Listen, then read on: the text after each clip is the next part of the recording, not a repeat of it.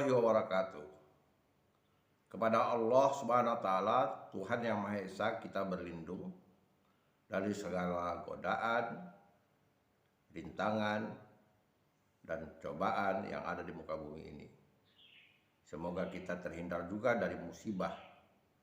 Apalagi sekarang zaman musibah COVID-19. Selawat dan salam kita aturkan kepada Nabi besar Muhammad SAW. Allahumma sholli ala Muhammad wa ala ali Muhammad. Assalamualaikum ya Rasulullah. Saudara-saudara sekalian, pembicaraan kita sekarang pada apresiasi prosa fiksi. Melanjutkan pembicaraan kita terdahulu. Nah, kebanyakan orang, dan itu patut diduga, ketika orang ingin menikmati sebuah karya fiksi, apakah itu cerpen, novel, atau roman, atau katakanlah yang berbentuk lain seperti teater dan film, maka yang dilakukan tingkat apresiasi kebiasaannya yaitu apresiasi awal, mereproduksi. Yang ditangkapnya seperti itu. Artinya, ia mampu menceritakan kembali.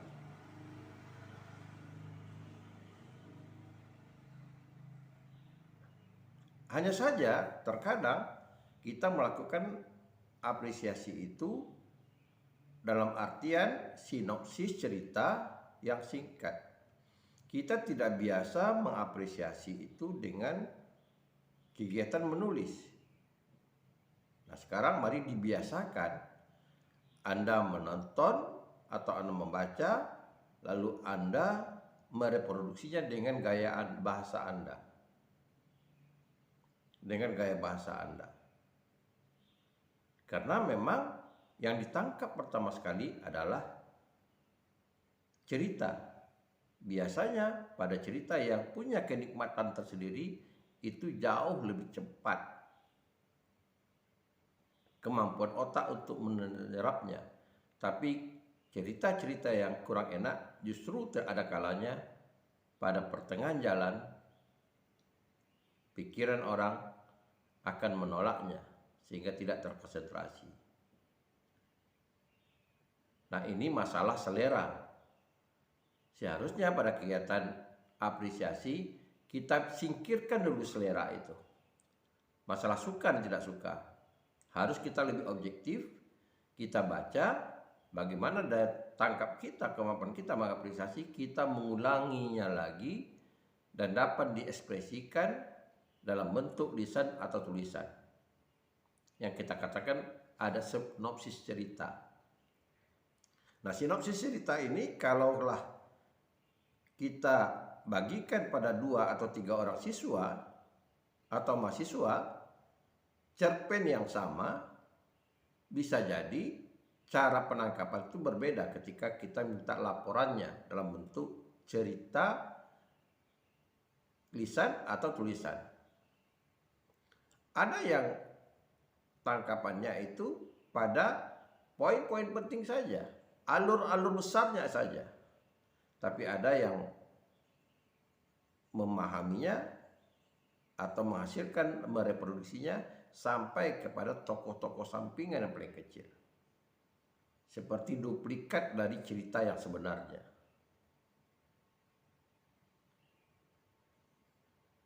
Saudara-saudara sekalian, ini latihan apresiasi.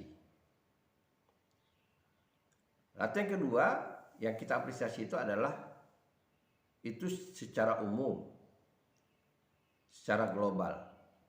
Tapi lebih jauh dari itu apresiasi tingkat kedua, yaitu apresiasi tentang unsur-unsur yang membangun karya sastra itu.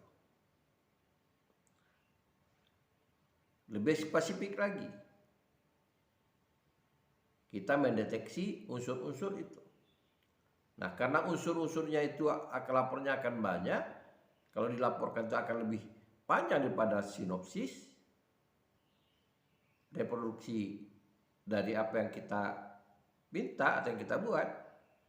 Nah, alangkah baiknya unsur-unsur itu secara bertahap. Apa secara bertahap? Kita cari unsur-unsur yang konkret aja dulu. Kalau dikatakan dalam teori unsur fisiknya, apa itu? Ya, ada penokohan. Siapa saja tokohnya? Semua yang namanya ada di dalam, baik itu tokoh yang sebagai pelaku atau sebagai sasaran.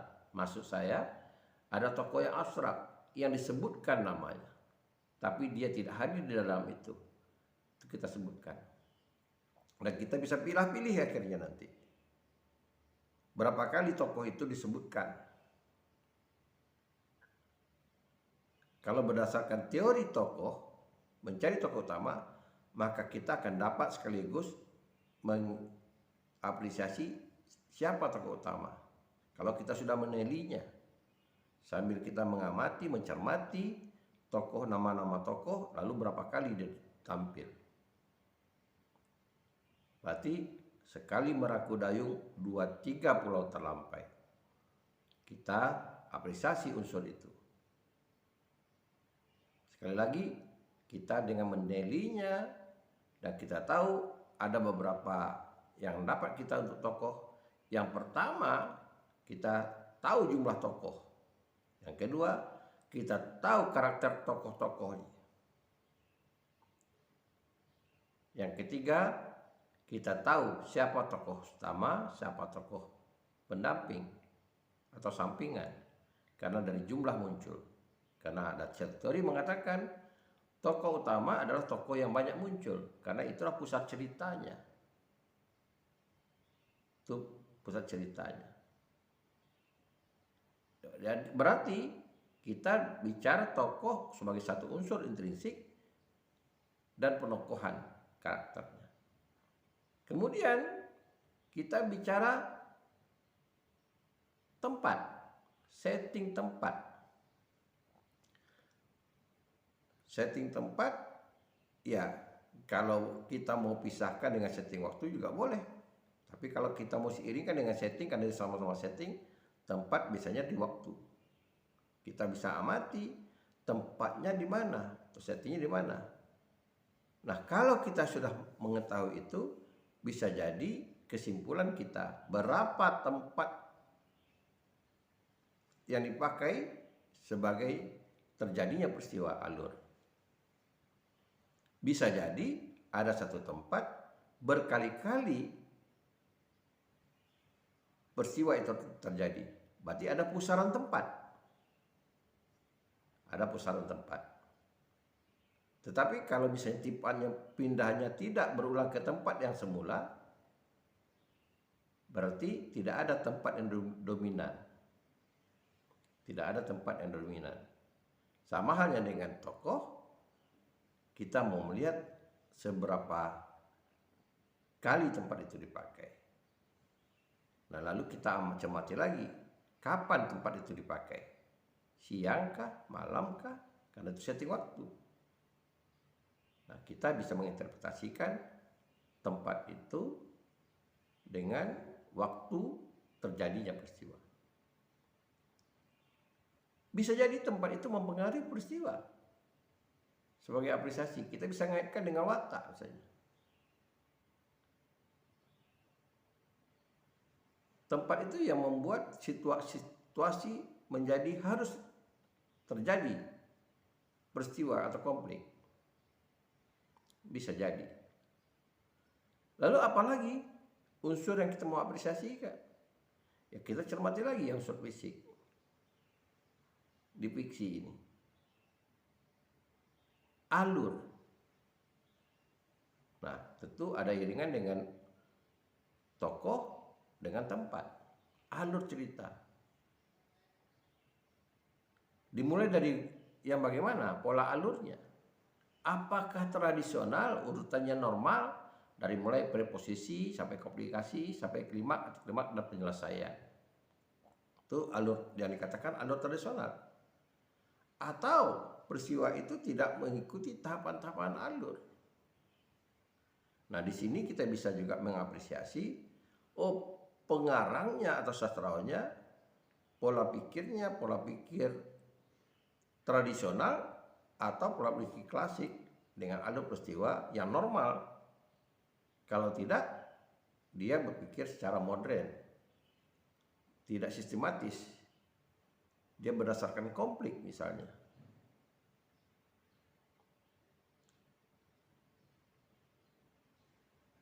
Nah, saudara-saudara sekalian,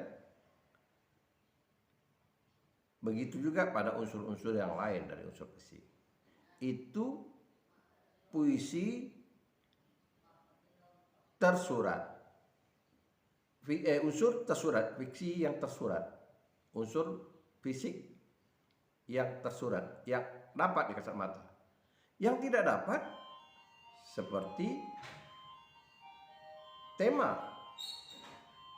Dan kalau amanat ada yang tersurat dan ada yang tersirat. Kalau tersurat kita sudah bisa mendeteksi setiap tahapan, setiap langkah, setiap tahapan alur kita bisa mendeteksi apa maksudnya ini. Amanatnya tersuratnya apa? Baik yang biasanya ini keluar dari mulut tokoh atau si pengarang, narasi si pengarang. Dua kemungkinan. Pertama dari ucapan tokoh, yang kedua dari narasi si pengarang. Yang tersirat itu dari hasil tafsiran kita. Bisa saja amanat itu tidak disengaja oleh si pengarang menuangkannya, tapi hasil interpretasi kita ada amanat tersirat. Misalnya peristiwa, dampak dari peristiwa itu kita bisa menginterpretasikan, oh ini pesannya ada. Saudara-saudara sekalian, begitulah kalau kita memahami fiksi. Nah, untuk melatihnya apresiasi itu, kenapa tidak? Kita mulai dari yang terkecil dulu, yang mudah dulu. Yaitu kita mulai dari cerpen. Cerpen yang mana? Cerpen yang normal aja dulu. Yang tidak neko-neko, yang tidak punya aliran kayak absurd. Ya, berarti yang normal saja tuh. Novel-novel misalnya cerpen-cerpen Suman HS. Itu yang kita lakukan, mencari pencurian perawan atau kaum bergelut misalnya. Kita bisa baca, kita bisa pahami. Yang pertama apa? Singkat latihannya, kita mulai dari suatu cerita yang singkat. Yang kedua, kita mencoba, seperti tadi saya katakan, mencoba mereproduksinya lagi dengan bahasa kita, dengan gaya kita. Dengan gaya kita. Nah, perlu keseragaman sebetulnya dalam latihan ini. Paling tidak 2-3 sebagai perbentuk perbandingan, apresiasi. Saling kontrol. Jadi kalau misalnya ada 30 mahasiswa, ya masing-masing harus dibaca oleh paling minimal oleh 2 orang.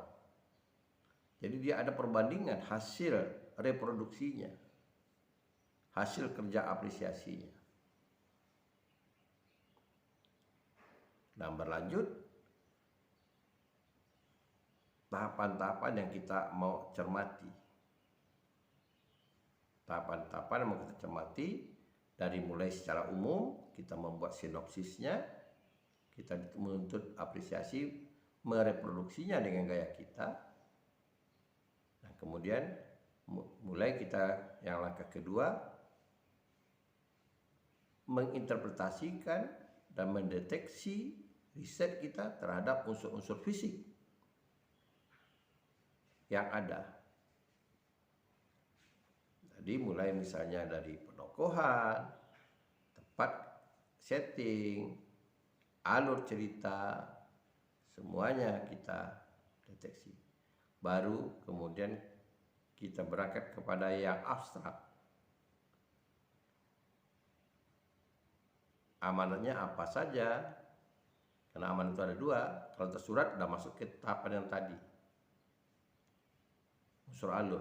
Tapi kalau yang abstrak itu sudah pada tingkat selanjutnya, termasuk tema yang ada pada puisi itu.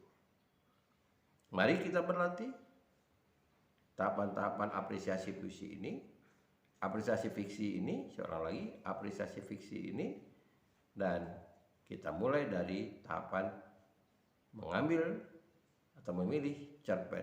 Ingat, setiap satu cerpen itu dibahas paling kurang oleh 2. Jadi jangan sampai 2 sampai 3. Jangan sampai banyak pula.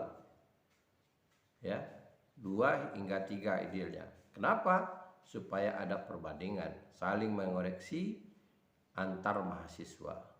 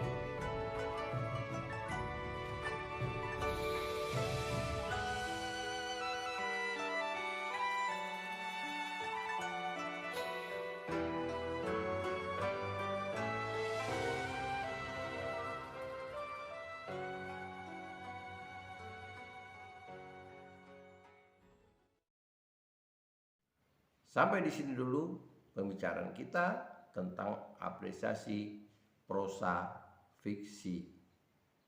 Dan mudah-mudahan latihan ini dapat dipatuhi oleh mahasiswa dan dilaksanakan dengan baik. Assalamualaikum warahmatullahi wabarakatuh.